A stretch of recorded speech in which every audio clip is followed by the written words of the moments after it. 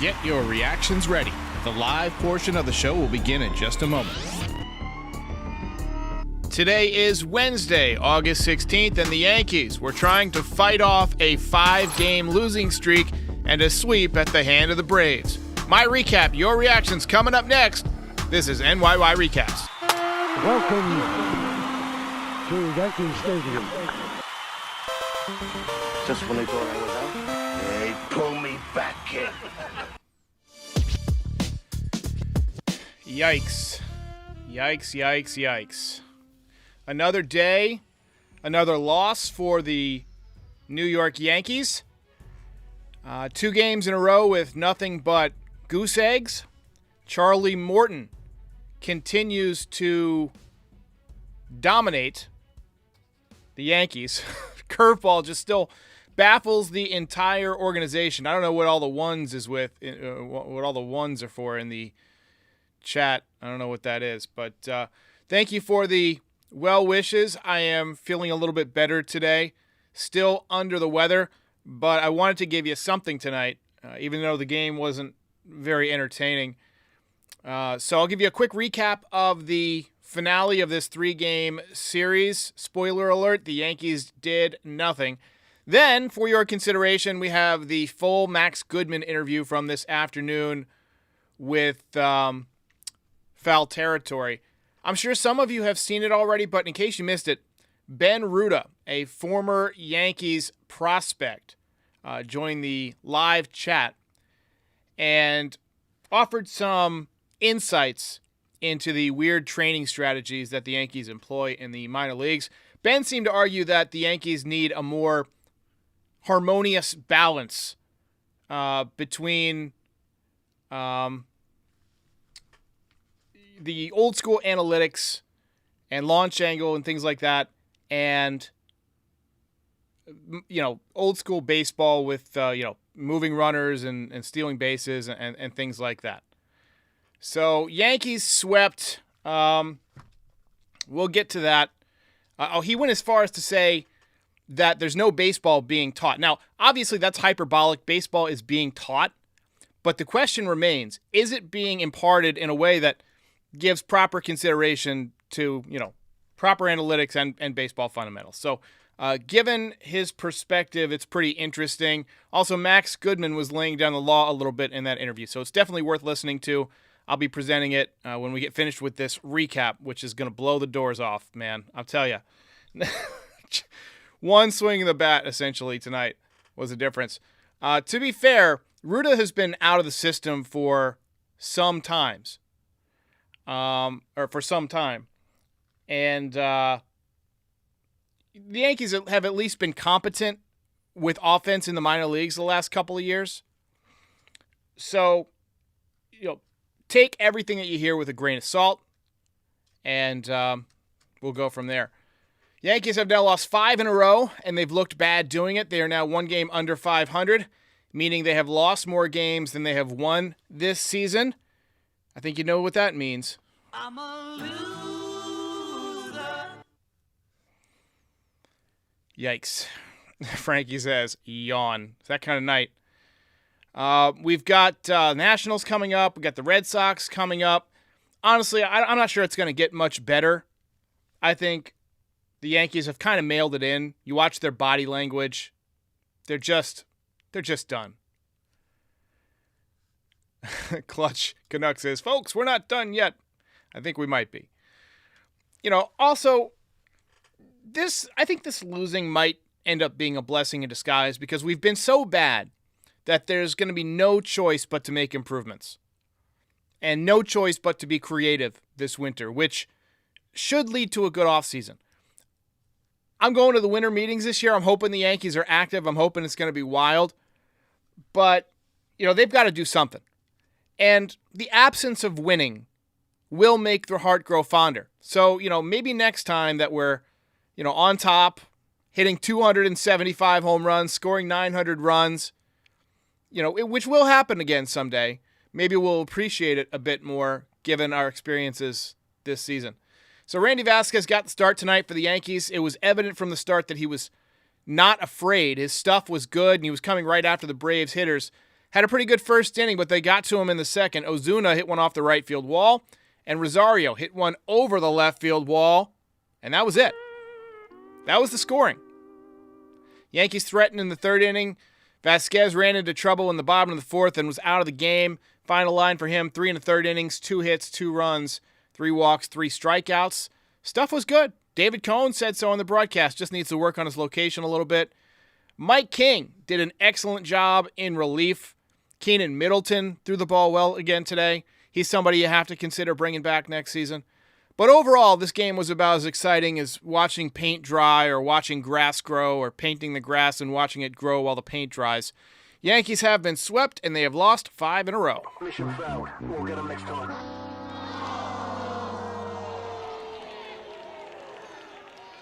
So yeah, I'm a little bit NyQuil'd tonight, so I'll admit that. But we will take some of your comments, and then we will get to the Max Goodman interview. Podcow says, unfortunately, it seems we are no longer worthy to hold the title Bronx Bombers anymore. You're not wrong. This team is not bombing anybody. I mean, they've bombed in the way that we talk about like a blockbuster bomb, like when a movie comes out and bombs, or a song bombs, an album bombs. Miguel says this team is in the cemetery. Yeah, I think that the rest of the season, you really got to focus on getting Judge off his feet, figure out who you have that is young and can play. We're still going to be playing the Red Sox, who have something to play for. And so, maybe, get some of the young guys in there against, good competition, get them experience. Derek J says strikeouts or groundouts and nothing else. I tweeted this tonight. I said the Yankees have got to lead the major leagues in groundouts to shortstop, but then I thought about how much they strike out. So I'm betting that a percentage of their in-play outs, and I don't have any evidence, maybe somebody can look it up, a percentage of their in-play outs being ground outs to shortstop has got to be at the top of the league or near the very top. Pop outs too. Twiggy says get Judge a wheelchair. He almost hit it wouldn't have tied it up. He almost hit a long home run in the 9th inning today. Cameron Kastner says Stanton looks like a big toddler in right field. And Val says his at-bats are a joke. He can't hit for nothing. He looked bad on some Morton curveballs tonight, man. He's been baffled by Morton for several years now. Not a chance. Peb Metz says, as a Mets fan, would have loved a Subway World Series. I remember people were talking about a Subway Series, and it is just not to be this year. But appreciate the dono. I agree with you that the Yankees should have gone with the same approach the Mets have, which is get rid of anybody you can and try and get some prospects back. Problem is, nobody wanted what the Yankees had to offer. Nobody's going to trade for DJ LeMahieu. Rizzo was hitting 140 and had a concussion. Stanton can't hit a slider and can't run. Stanton can't run. He's 32 years old. The guy runs like a grandpa. Victor says, an older friend of mine told me about Stump Merrill and Dallas Green. He thought the Yankees would never be under 500 again. 5 times in his life they've been under 500. I was born in the 2000s. Appreciate that. I saw Stump Merrill. Stump Merrill was the first manager that I really remember. When I was growing up in the 80s, Steinbrenner used to change the manager all the time. I mean, every other year there was a different manager. So that was not something that was even worth teaching me. But I remember when I first started to really become conscious of, hey, the Yankees play every day and they're in a division and there's other teams that they have rivalries with. And I started to learn about the game, and they have, Don Mattingly, who was really great, but he's hurt right now. He had a back issue, my favorite players were guys like Spike Owen because he had a cool name, and Alvaro Espinoza, Kevin Moss. When I was learning about baseball, the Yankees manager was Stump Merrill. And then I remember when they hired Buck Showalter, it was kind of big news. He was an internal guy, internal hire, but he had worked his way up. He had learned to manage. And he did a nice job. He got replaced by Torre. I didn't know who Joe Torre was when they hired him. I was, 12 or 13 years old. I had never seen him play. I had probably heard his name a few times, but he had mostly been in the National League and maybe completely in the National League. And so when he came to the Yankees, it was, Yankees playing a National League style of baseball. And that was cool to me. So I instantly became a Joe Torre fan. And then obviously the championships helped out quite a bit. But appreciate the dodo. F. Saminsky, member chat, says, Bronx Cherry Bombers. Yikes. Lou Rom says, total collapse, pathetic team.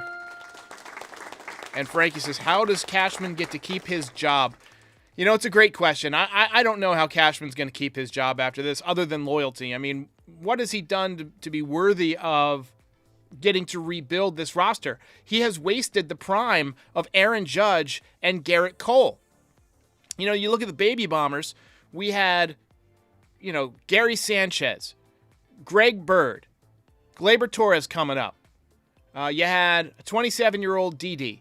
Yeah, at third base, you had Miguel Andujar breaking in. Left field was supposed to be Clint Frazier. Right field, Judge. Center field was supposed to be, maybe Blake Rutherford or, Dustin Fowler maybe. Obviously, those guys didn't work out. But we had this huge crop of young talent. We were the number 2 ranked farm system going into 2018. You had, $100 million coming off the books or something like that, some ridiculous number. The Yankees had come one win away from the World Series, and they decided to cut payroll by about 15% instead of going for it. Their version of going for it was trading for Giancarlo Stanton, who had a nice big salary but still kept them under the, luxury tax. But, it allowed Cashman to add a star, but not really do much else out, to build out the team. But it was a redundant player. And injuries robbed us of, what could have been a couple of magical years of him and Judge. Both the Judge injuries, he had the broken wrist in 2018. Stanton carried the team in 2018 when Judge was out. He had 38 home runs that year. He had an excellent season. But 2019, the injuries began. 2020 was COVID. And he got injured and Judge got injured in that season. They both barely played, got knocked out in the ALDS. So, the window definitely saw some bad luck and some injuries. But ultimately, Cashman's the guy who's got to account for that. I'm sure a lot of teams had bad luck. Luis says, bring back Gallo. It doesn't work that way. Wrong. So, Didi left as a free agent. Didi was, he was definitely on the way down, but he was a great fit for Yankee Stadium. What I was trying to say by mentioning Didi was, I believe he was 27 or 28 in 2018 when the Yankees should have been at their peak. 2017, you come one win away from the World Series. Theoretically, the next year you should be much stronger. And then 2019, you had the chance to add 2 generational talents in Machado and Harper, and you didn't do it. So, I feel like the point where this universe fractured, or the old universe fractured, and the Yankees, could have gone into, another dynasty, or they could have gone into, what we're seeing now, was the Giancarlo Stanton move, the 2018 offseason. That was the pivotal moment in time. All right, guys, I want to play this interview with Max Goodman. So this is from Foul Territory today. Max gives a lot of insight about Cashman, about Stanton, and there's the whole thing about the prospects and how they're trained and all that stuff. But it's definitely worth a watch. So stick around, and I put the link to Foul Territory in the description. We're going to have Tommy Canley on tomorrow. So I'm not on camera during this. It's Eric Kratz. It's Scott Braun. It's AJ Przinsky. Think of me as being kind of behind the camera. I'm not actually behind the camera. I'm behind a computer, but, kind of helping out with these guys on a few different things. So take a look at this interview. Stick around, and I'll put some comments on the screen as we react to things that Max Goodman talks about. And then we are, and Frankie says, Foul Territory is awesome. Thank you for the endorsement. And live every day from 1 to 3 p.m., or not every weekday, 1 to 3 p.m. So, we'll put your comments on the screen. And day off tomorrow for the Yankees. Friday night, I will be back. I contacted my buddy about coming on. Pete's going to be in New York, so he won't be able to be on. So I'm going to try and get somebody else for Friday night. If not, just be me doing a solo show. Saturday afternoon, we got the Red Sox, so I'll be doing a recap of that for sure. And then Saturday night, I'm going to see Barbie with the wife, so wish me luck. All right, here is the Max Goodman interview. Okay. Terrible loss again for the Yanks yesterday, Max, with Acuna and Ozuna homering, and really just the offense looking putrid against the all-star Bryce Elder. One single against him, tons of double plays. My first question to you is, are we not accurately putting the tombstone up? Because should we have put an earlier date on that tombstone for their season? Or did you feel like last night finally said to you, I am not going to be working at ballparks in October? I think we got to that point a little while ago. We came into this road trip, 9-game road trip against the lowly White Sox, the slumping Marlins, and then we've got a juggernaut in the Braves, right? But this is an opportunity for them to kind of turn their season around, take advantage of an opportunity to make a statement, start to climb back in the standings.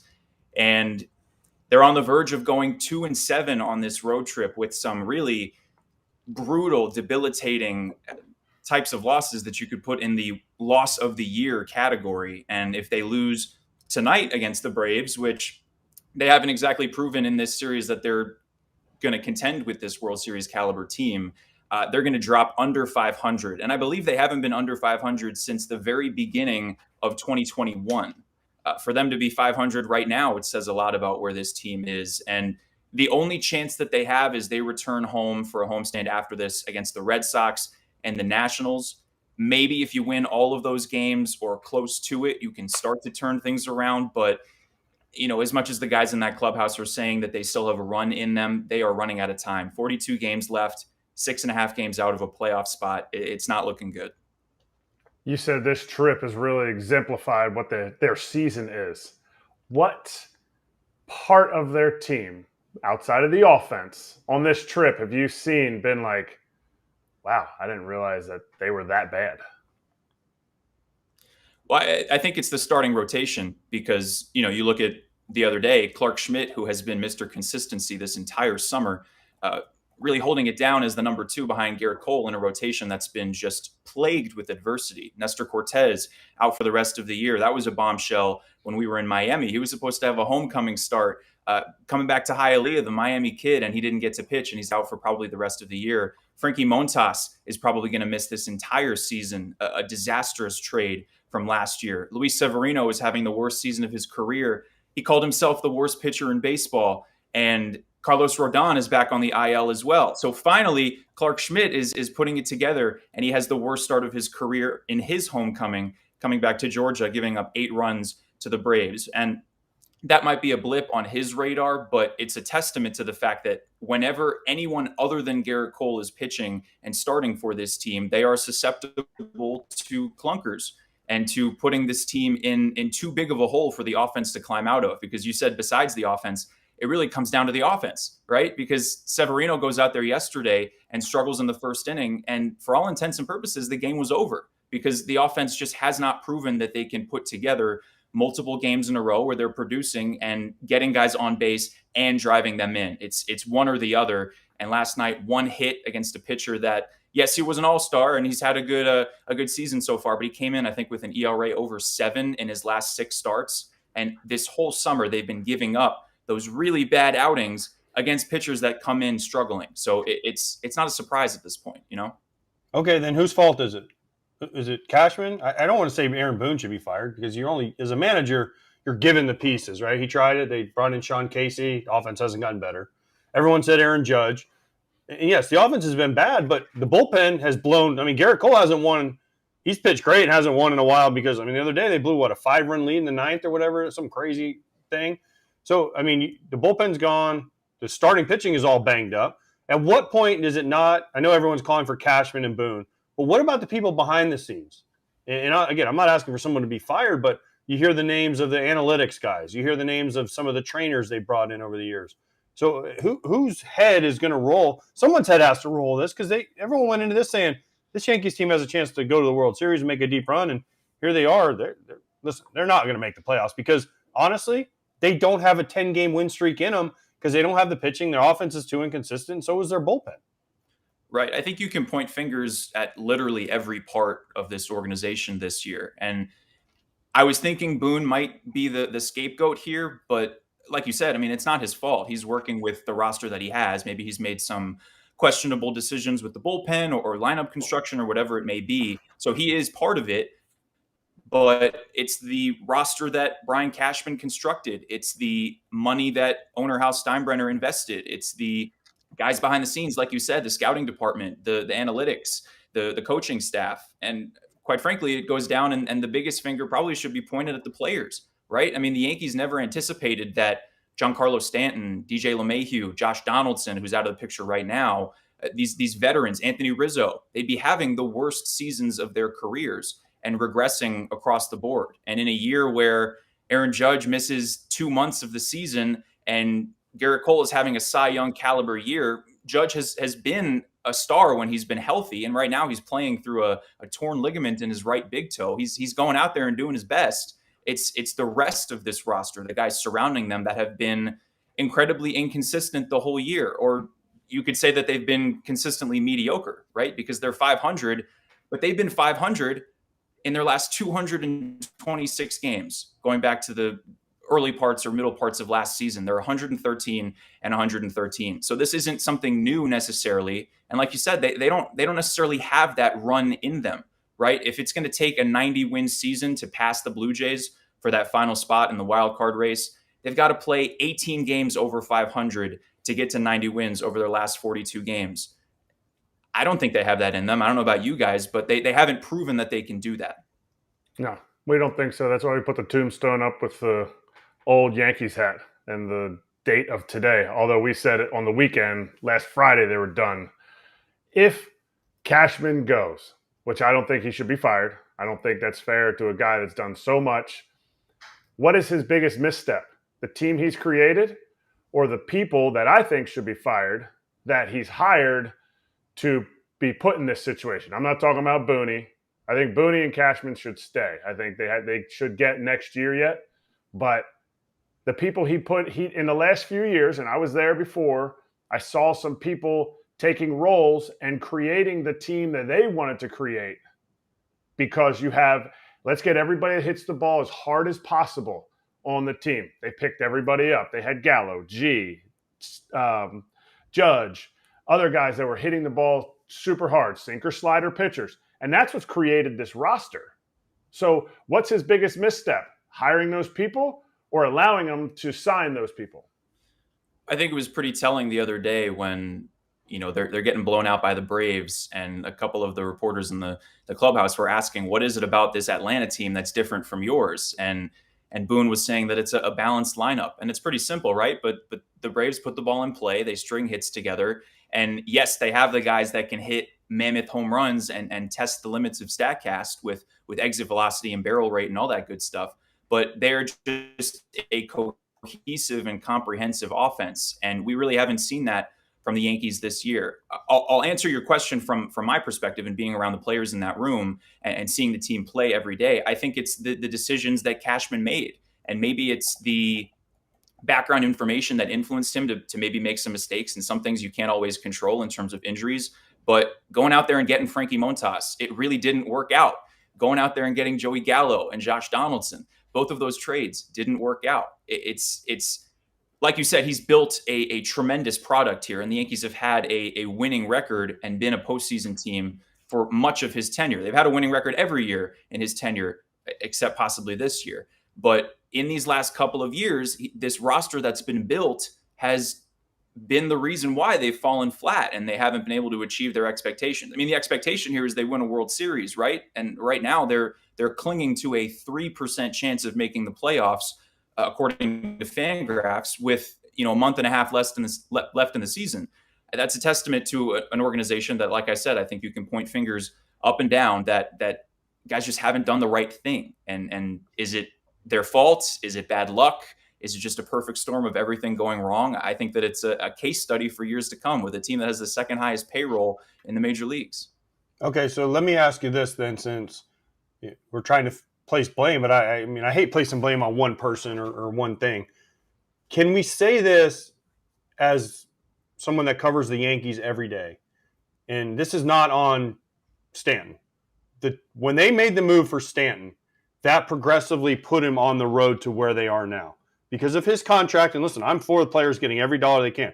But everyone said this. When the Yankees made that move for the Marlins, Derek Jeter was laughing because he's like, ha, you guys just took our biggest payroll nightmare off of us from the previous ownership, and we gave it to the Yankees. And the Yankees took it. And at the time, it was, Stanton, Judge, Torres at the time, right? And then they go get Gallo, and everyone's thinking, man, this team can just hit homers and outmash everybody. Then you bring in Garrett Cole. But to me, that is when I look at it, that's kind of when, because I think he came after 2017, right? When they lost to the Astros in the cheating thing, the whole deal. So after that, it's kind of been a slow decline for the Yankees every year, I feel like. And was that the start of it? And again, it's not Stanton's fault. He didn't want to get traded. He signed the deal he signed. But that was kind of where, like Kratz was saying, whoever made that move, whether it was Cashman or the analytics department, kind of started the trend down for the Yankees. Well, they invested quite a bit of money in Stanton, right? And it's a player that, as good as he can be, and when he's on and he goes on those stretches where he is the best hitter on the planet, and sometimes it's a little confounding because he has such a unique swing, and you guys can speak to this. Like sometimes it looks like he's lost at the plate and his timing is completely out of whack, but then other times he looks like the best hitter ever, and he's able to hit these 500-foot home runs. So the thought process was there, right? You're putting another all-time slugger, generational, prodigious power type of guy into that lineup with Aaron Judge, but the balance around it wasn't there either. And when Stanton's missing time every single season with lower body, soft tissue type injuries, maybe more of Judge's injuries have been unlucky, hit by pitches, running into the concrete slab at the bottom of a wall at Dodger Stadium. That's another reason here, because you're investing all of that money, and then that's going to be a detriment to the depth that you have around that player. And then you go into last offseason, and you had to bring Judge back. You brought Rizzo back. But the offense that was their downfall in the playoffs last year, they didn't address it. And they brought in Carlos Rodon as another ace, and that didn't work out either. He missed 3 months of the season with injuries. So, like I said earlier, it is just a perfect storm here.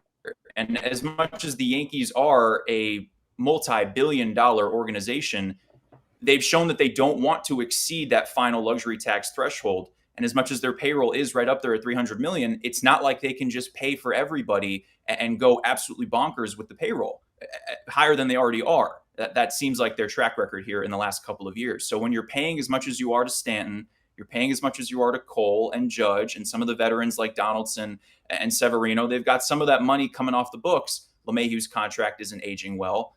That's going to be a detriment to the rest of the roster, right? Because you don't have as much money to work with. And I think that's part of the reason why they didn't go all in at the trade deadline and make some moves, because they didn't have the financial space to make that happen. Okay. Name me a player on the Yankees, and I know Judge was out for a while, that's having a good year. Can you name me a position player-wise? Because I'm looking at the stats right now. Gleyber Torres leads the Yankees with OPS at 766. I mean, that 766, that's a slightly above average player, right? I mean, Rizzo, I know, had the concussion thing. Stanton's missed time. Judge's missed time. But they always were able to find guys. LeMahieu, OPS 691. Volpe, 680. These are below average players. Donaldson hasn't done anything. I know they lost Trevino, but Higashioka and hasn't done much, right? I mean, there's fans that say IKF, who has taken a beating all year, is their best player.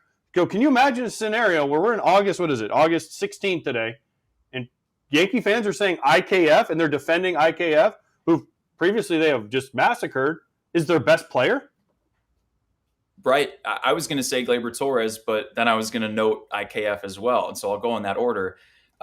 Torres' numbers have been great in Yankee standards, and he's been an above average hitter at a premium position in second base. I think that some of the criticism with his base running and the errors, maybe that's amplified because of just how bad the season has gone as a whole for everybody. It's been a resurgent season for Torres, and I think that they have a decision to make there because he's entering now. Next year will be his final year under contract. Do you want to extend him? Do you want to trade him? Maybe open up a spot for one of your youngsters like Oswald Peraza coming up behind him, who hasn't played. Maybe he's turning into one of those prospects that the Yankees just haven't given that opportunity to. I heard Eric, your comments on Davey the other day, we're starting to get to that territory, Esteban Florial, with someone like Peraza. But I digress. Glaber's had a good year, but that's a testament also to the guys around him and the fact that the offense has not been the Bronx Bombers, a team synonymous with blowing teams out and putting up crooked numbers. They haven't been doing that. So that's why Torres has been leading the way. He's been pretty consistent. But Kiner Falefa is really one of the stories of the entire season because, like you alluded to, he was a failure at shortstop last year. He'll be the first one to tell you. He's the most accountable and candid player in that clubhouse. And he is such a team-first guy, also in his final year, a walk year here. And he's showing that he can play multiple positions. He's versatile. He's even pitched a little bit. And he's hitting, I don't have the stat offhand, but I think it's pretty much 300 since very early in the season, maybe like mid-May. The only guy on the Yankees with a runners in scoring position average over 300. So he's taking advantage with guys on second and third. He's driving runs in. He's starting rallies. He's playing good defense at third. He has had a tremendous season. And those are the kinds of things that you would see from the Yankees as peripheral players. But this year, it's just been him and Torres as the only consistent and reliable producers on offense. So, Max, how much turmoil do you think will be created in the offseason? So I'm going to give you a little context here because our YouTube chat is always full of insight, and especially on this case in this conversation. Ben Ruda is in the chat right now, who played in the Yankees minor league system recently, and he threw a few comments out there. I fully expect them to clear house in the minor leagues. All the coaches were brought in by Dylan Lawson and the analytics guys. Lawson's the hitting coach who was let go. They will change developmental culture back to old Yankees days. Keep in mind, I played in the Yanks org before analytics, 2016 to 18, and then after 18 to 20. Stark difference in developments. I asked for an example. He said, here's all you need to know. In 2020, before COVID hit spring training, we played a game called pitchers versus hitters. The only way to score a point was to walk or hit a ball 95 miles an hour plus, and there's no baseball being taught there anymore. No base running, moving runners, fundamentals, etc. Your thoughts, and have you heard of any dissension between what's going on there with Cashman going overboard on numbers and analytics guys and then saying, like, here's Brian Sabian, here's Omar Minaya, here's Sean Casey? Seems like there's a lot of shit going on behind the scenes. Right, and that's what I was going to say. You bring Casey in. Andy Pettitte is here with the Yankees in Atlanta. It seems like they're starting to go back to the just pure baseball minds and maybe go a little bit away from the analytics first type of mentality. And, Lawson, I think he was a scapegoat for an offense that the players just were not producing. But it's true, right? I mean, his mentality was hit strikes hard. And the Yankees were very reliant on the home run, which good teams are. But when you have a toxic relationship with the three true outcomes, and that's Joey Gallo in a nutshell, the walk, the strikeout, and the home run, it's no surprise to see the Yankees having the second worst batting average in all of baseball this year. They're hitting .232 as a team, and they're not recently they have, but they're not walking as much as they have in the past, and they're not stringing guys together. Rallies and crooked numbers are very rare right now with this team, which you look back to their last championship back in 2009, look at the stats that team had. I mean, the bottom of their order was still tremendous. And you've got guys putting up career years and stringing hits together and making pitchers uncomfortable. We're not seeing that at all with this team. On what was it, TBS or TNT last night, the post-game show, Pedro Martinez called the Yankees Chihuahuas. And you get that vibe based on looking how the other teams are playing. And then you look into the Yankees dugout and they have these blank stares and they just seem like a lifeless dead team walking. And yes, it still is in front of them, right? They could go on a run. It's possible. They're mathematically in it. And they do have on paper the type of talent to succeed here. But as I've been saying, I'm beating this drum here. They haven't proven that they can do that. So it would be miraculous for them to go on that kind of run and sneak into the playoffs. And then are they going to go deep into October? If that happens, it's hard to see it. How can it be changed? Because that Ben Ruda, who was just commenting there, I remember his name from being with the Yankees organization. Like, how can this be changed? Because he is spot on. I don't know about the games that they were playing, but he's spot on. And that's kind of what I was alluding to with Davey is I don't think Matt Blake killed him. I don't think Matt Blake hurt his chances. It was the guys that they put with him at the alt site, pitching coaches that didn't know what it was like to pitch in the big leagues. And I'm not saying you have to know what it's like, but you have to be able to ask other people, and you have to be able to grow those guys and cultivate those guys. And they haven't been able to call guys up from the minor leagues to help a team that's struggling. So where do the Yankees go from here? You can't get rid of everybody but Judge and Cole. And Rizzo, will be back when his concussion is done. If it's done, where do they go from here? That's the issue, right? Because as much as Cole and Judge and the other stars on this team are superstars in the primes of their careers, it's only going to last for so much time, right? And at a certain point, those guys are not going to be as good as they are right now.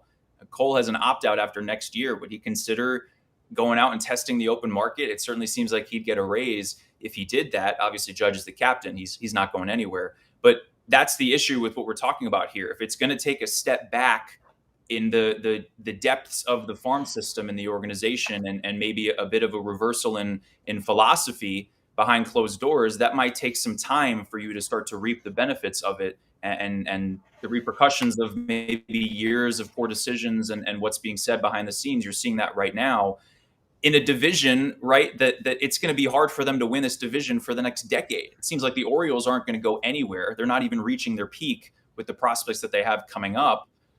The Rays aren't going anywhere. The Blue Jays are still there. And the Red Sox are, competitive as much as I think the Yankees might end up having a better record than them at the end of the year. They're there too, right? I mean, this is not the time for the Yankees to take a step back, and it wouldn't be Yankee-like for them to maybe go into a rebuild or have a soft rebuild. And that's part of the reason why they didn't trade guys away and totally waved the white flag at the trade deadline earlier. So to answer your question, I'm not really sure. I'm sure that they're thinking about that behind the scenes right now and trying to scramble and figure out how they can attack this offseason, because it's a pivotal offseason for this team. You don't want to waste another year of Judge and Cole in 2024. So you've got to make the right moves, the right signings with whatever financial space that they do end up having, and maybe bring in some fresh minds to try to spark this club and hit the ground running in 2024. Max, thanks for all the insight, man. Really good combo. And yeah, on the fun side too, it's all sports, but I think we did it right on the eulogy. That's it. Yeah. That's it. If that Put a damn fork in them, baby. If that game is true that Ben Ruda told us about, that is the craziest thing I've ever heard, because that's not teaching guys shit.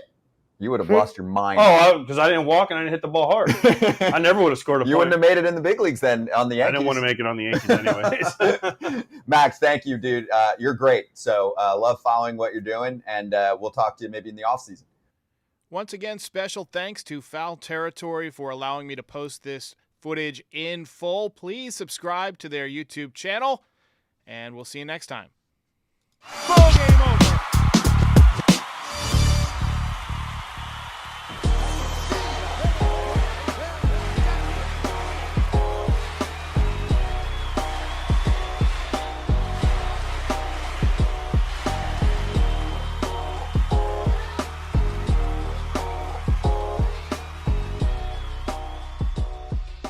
Most impressive.